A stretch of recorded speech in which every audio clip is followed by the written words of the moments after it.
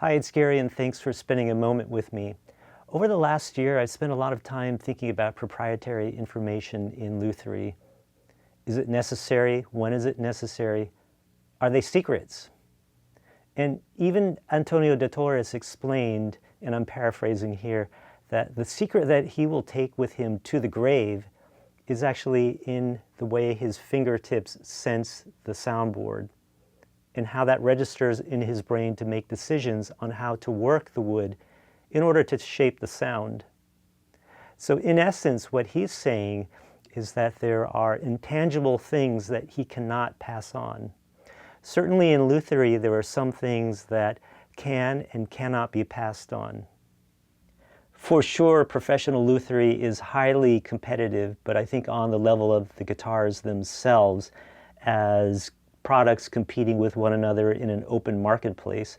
And in the current marketplace, the players are extremely selective, they're knowledgeable, and they have access to a lot of information and this large pool of guitars worldwide.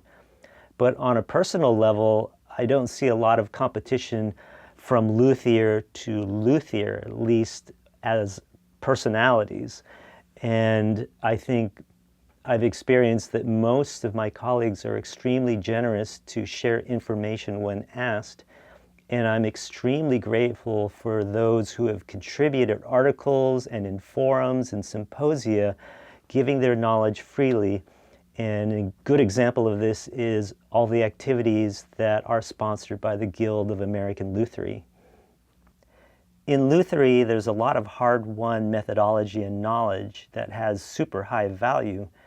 But if you consider the fact that there are a million different ways to build a guitar, and most luthiers work solo, it's not surprising to realize that they have a lot of accumulated insight that just never gets shared, never makes it to the public. Does that mean it's a secret? Not necessarily.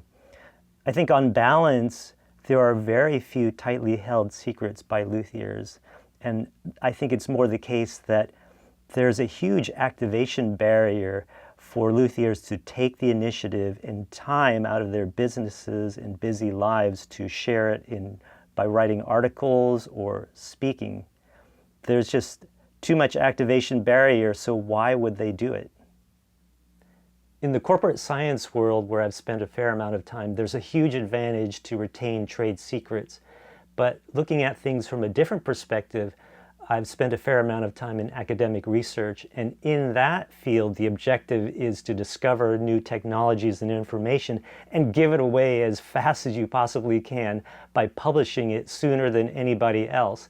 And the reason for that is that by giving away information, then you move the field forward and then everybody benefits. As the first anniversary of this video series approaches, I want to thank all of you who took the time to watch, and especially those of you who took time to write encouraging comments saying how much this information has helped you. I really see no downside in giving you this information other than it took a surprising amount of time to write, shoot, and edit. But the reason why I enjoy doing these videos is that my hope is in you, that at least one of you will take the information and make our field of Lutherie better. In this spirit, I'm going to follow this video with two videos that some people might consider secrets.